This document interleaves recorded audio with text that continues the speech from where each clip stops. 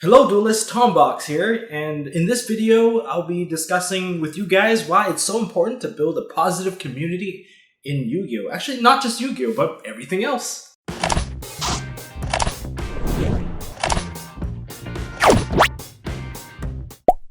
So I'm actually going to cover this in a bit of a story sense. I'm going to share with you guys my personal story of how I began playing Yu-Gi-Oh! All the way till, I guess, starting MST.TV. And a lot of it has to do with a positive community that I was involved with. So here we go. So, like anyone, when I started playing Yu-Gi-Oh! I basically just bought starter decks from Kaiba and Yugi, and that was it. I didn't have anyone to play with. I was basically the best duelist out there. No one could beat me in my own little sandbox environment, of course. And, well, to some degree, I didn't know anything about the game. I just was more or less a casual collector, I would say. And the cards weren't even in the sleeves, and basically most of my stuff got pretty damaged, and I didn't learn anything about it. I don't know anything about card value. Just everything was kind of just murky at that point. But near the end of high school, I discovered my very first community that was part of, and that was the high school card game collectors club, I believe. Yeah, the collectors club. Shout outs to you guys if you guys are still watching this stuff. But yeah, I was part of the collectors club. I joined the collectors club in secret because, back in high school, your street cred and your reputation has to be maintained. No one's got time for a children's card game. Well, yeah, basically, I kind of played this away from my other friends in the beginning until I discovered that they also played Yu-Gi-Oh! In kind of secret as well. And then eventually we just openly accepted that it was one of our favorite pastimes and one of our favorite hobbies to play. And luckily, we just were much more open about it afterwards. And you know what? Anyone that has a hobby, embrace it. Don't let anyone else kind of, shame you for playing a game or something. You are yourself. Just don't judge. Yeah, so that was the first community I was part of. And when I joined the Collectors Club, they taught me about synergies and basic rules, ban lists. Ban lists. I bet many of you guys have experienced this, where a new player comes in, you try to play them, for fun, and then they'll have ban cards in their deck. Yeah, it's because they haven't learned very much yet. They don't have the resources, and it's pretty common for that. And yeah, I had all my banned stuff, and then they were like, "Oh, this is banned. Monster Reborn's banned. Dark Hole was banned at the time." And yeah, so they taught me about the ban list. They gave me sleeves too. They actually they want to protect my stuff. They're like, "There's the card value. Things are worth money in better conditions and stuff like that." They taught me all these things, which should be common knowledge by this time. It's common sense almost. And that was my first community. So that was the first positive. There was actually nothing negative about that community, I think. Then I moved on to the second community that I joined later on, I guess, still in high school, near the end of high school completely, near graduation. I started joining my locals, my very first locals. Not the most competitive one for sure, but definitely one of the most welcoming and most friendly, and I'm still going there to this day. This is shout outs to Treasure Chest, mostly music. You guys have definitely made my Yu-Gi-Oh! Experience much better. Better than starting at a much more competitive one, because I might have quit if I didn't join a friendlier one.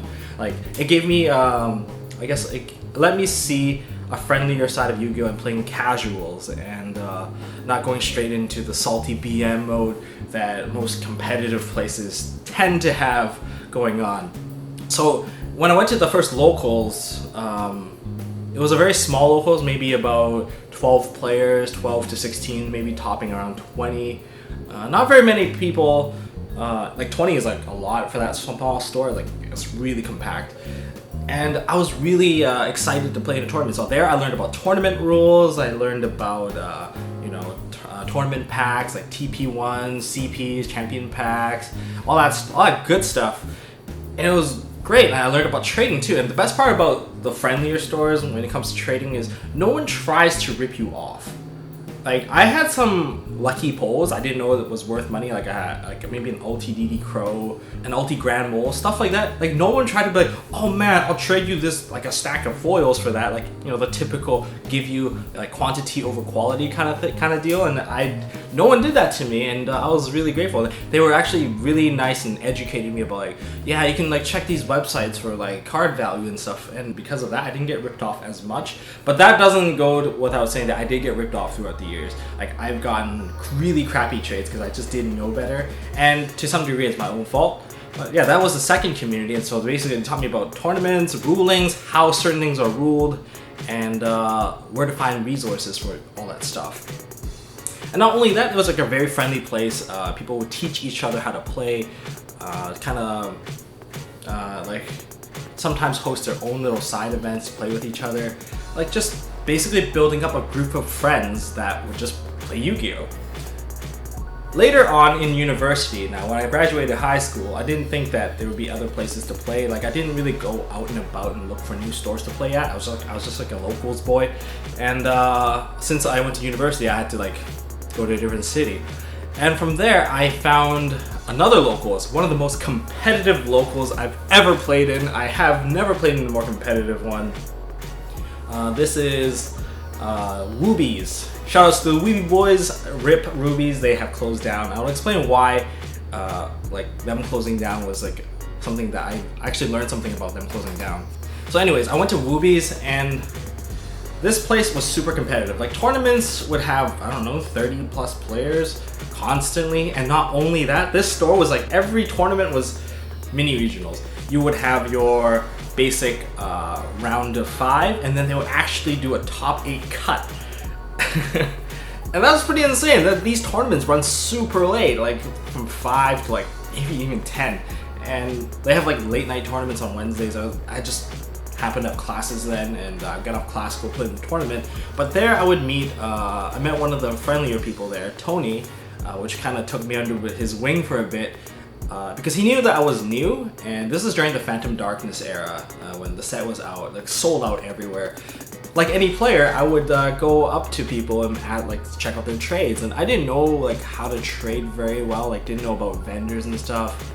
But yeah, so I would look at his binder, he would look at my binder. My binder was like absolute trash compared to his. I maybe had like a secret goblin zombie that a friend gave me, and like the LTDD Crow and the Grand Mole, and I think maybe that was like the only good stuff I ever had.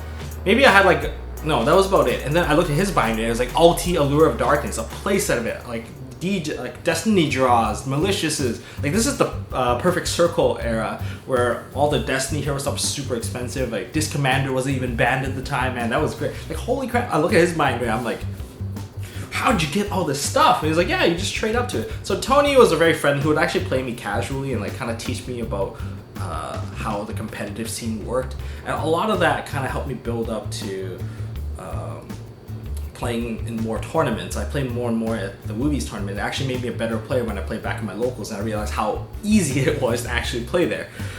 No offense or anything, but like playing at Woobies, I would go X and 3, maybe X and 2 at best, and I was still using my casual deck. It was like a tomato control Goblin King deck. It's just like swapping around, and nothing too fancy. While people over there, they played like Perfect Circle Monarchs, play zombies, they play gadget, Ultimate Offering, not Ultimate Offering gadgets, but like stun gadgets, like holy, like all these things that were much more meta at the time. I honestly got kind of sick of losing. Like as I played more and more at that tournament, I realized I was hitting some sort of ceiling with my current deck, and I couldn't keep up. And that's when I started to get into playing more competitive, and I wanted to ask some of the more experienced players how to beat their deck. Like how does their deck work, and try to get a better understanding. But the thing is, a lot of the competitive players don't want to teach a scrub. They have their standing. Like, why would I want to make the competition harder in a place that was already pretty hard to top? And I'm like, okay, it's like fair game. So I just continued playing. I did some research, but it's like not like I didn't understand like how to bluff people, like board pressure and all that stuff. Didn't understand all that stuff. So unfortunate for me, I just stayed pretty much at a scrubby level, maybe getting a couple lucky pulls here and there, and then I had one lucky break. This is the guy that actually taught me how to play competitively, like serious competition. He tops every regional. His name is Ken, not Nishi. Oh god, of course not Nishi. Nishi probably didn't even start playing at the time. It was Ken, and Ken, he basically was fresh off the boat. and he could not speak English. I luckily can speak his native tongue, so he was an OCG player. He was a very competitive OCG player, and he wanted to play in TCG because he's going to become an international student here, and then he played for like, I don't know, like a good 4 or 5 years. And because of that, I was able to learn, and he was teaching me in his language. I was helping him out with like minor trades here and there, like what's trade value and all that stuff. And he was already like on point with all that stuff.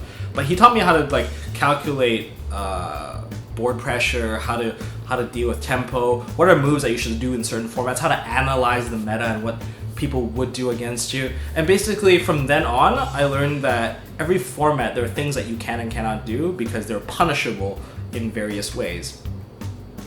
What I wanted you guys to learn from this is like helping out younger players definitely will make you a much more positive person.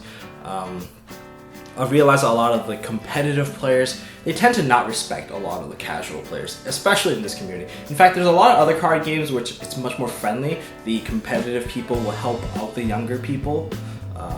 And then overall, there's just more communications. Whereas in Yu-Gi-Oh, when you're playing meta, you absolutely just dominate most of the casual decks. And that is a thing that we have to accept because the game is not designed to be fair. If it was fair, then it would be a deck building game.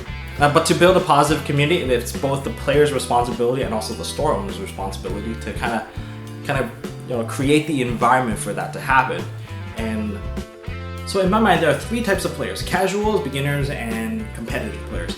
And beginners are of course the ones that don't know anything. What you guys can do to actually make the community better is to keep an open mind and just don't have your head up your ass, basically.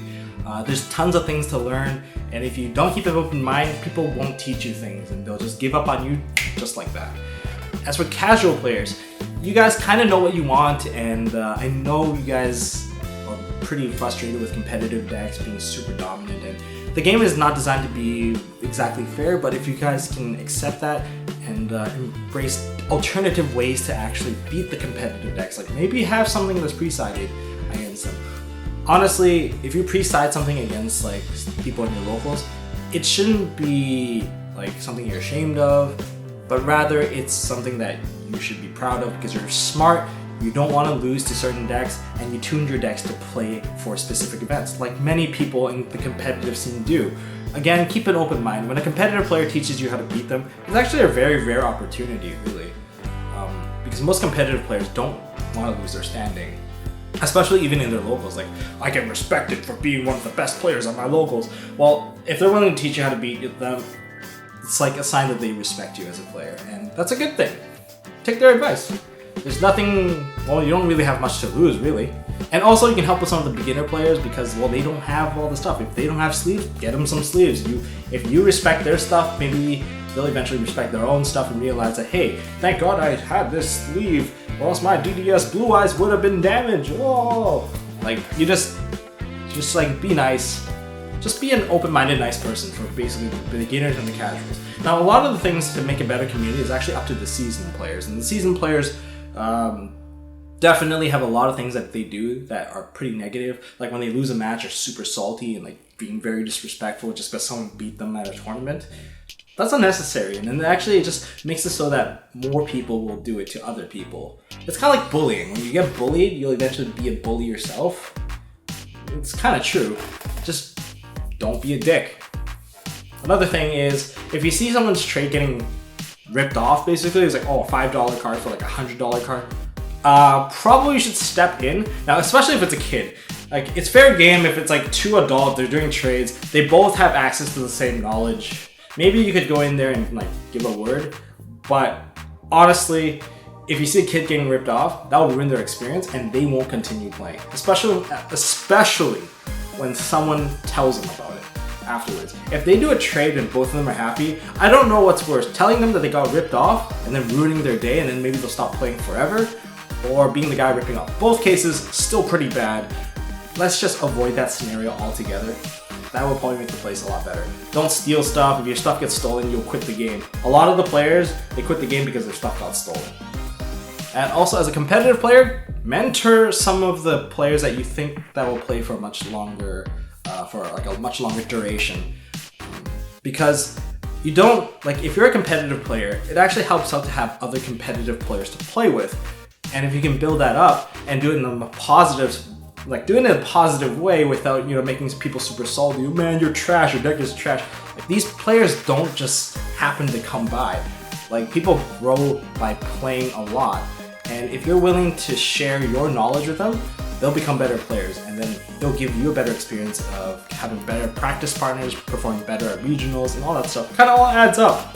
Again, as a competitive player, you usually have more than one deck, and if you do have more than one deck, or even if it's your only deck, and to people that you trust, let them play with your deck. Let them understand how the deck works, because that's how you get better as a player. You play with it, and you can also play against it. Just so that you know the combo in and out. So you can find like ways to counter it, windows of opportunity for like maximum efficiency on the Ghost Ogre or whatever. Like any of your counter plays, you can kind of find out the best part, and then you need players that understand the game to do it. And the best way to actually kind of find these players is to, I guess, turn your local casuals into them. The funny thing is, a couple of our casual players that I really like see potential in, I lend them my deck all the time. Like, hey, you want to borrow my deck? Sure. I lent out my Cosmo deck. I lent out my Pendulum deck, like my Draco Pals.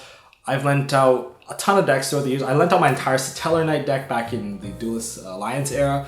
Like, because you lend them out, they got a free sample of how to try out the deck, and a lot of the times they just go into play competitive. They start investing into getting better and better cards. And that's really good, because then now you're actually making your local scene stronger. And I guess when people come and play, they just give it more respect. So that's kind of how you can actually build up a more positive environment.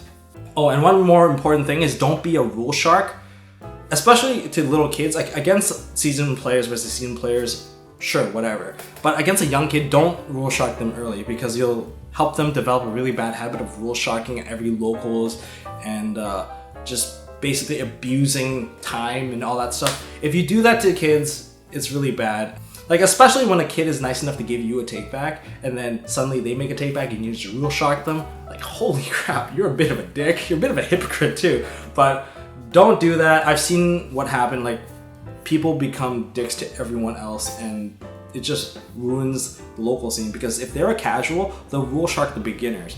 And then if they rule shark the beginners won't stay, and then your community kind of slowly just dies off. You have no one kind of moving higher and higher tier into playing more and more competitive Yu-Gi-Oh! And that's where the real money is at. So that's about it for the players. Now for stores, just remember a couple quick tips on the stores. Remember that the stores are first a business before they are your venue. Woobies closed down because there was not enough business, and then basically everyone had to, a lot of the players kind of dispersed, or they moved to the other locals craving for games. And that's kind of the sad part. It's like you want to keep your venue alive by supporting it. And as store owners, it's best to try to get to know your customers personally, like your player base, so that maybe you can be nice enough to actually lend them some stuff to play with. Like, if you trust them, of course. If they're like a regular that you've seen for like over a year or two and they're always here, maybe you can trust them with lending them a few things. Let people film in your store.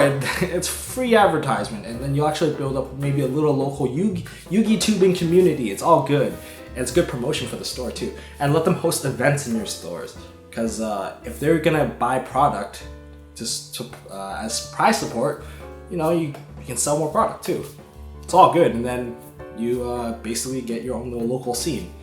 As a little added on bonus, like the reason why I kind of started MST.TV, like I studied design, interactive arts, and media arts and all that stuff. Back in 2008, I probably could have started MST.TV, but I didn't, because I didn't see potential. Bit of a wasted time there. I should have started earlier since I was so into the game already. But I think that the reason why I started MST.TV was to promote a positive playing community so that the casuals and the competitive have a mutual ground where they could respect each other and enjoy the game together. That was like the bottom line, the reason why I started MST.TV. And yeah, that, and of course it's a nice thing to put on my resume too. Anyways, that's all I got for now. There's probably a lot more that I probably missed. Maybe I'll talk about it on Tombox TV.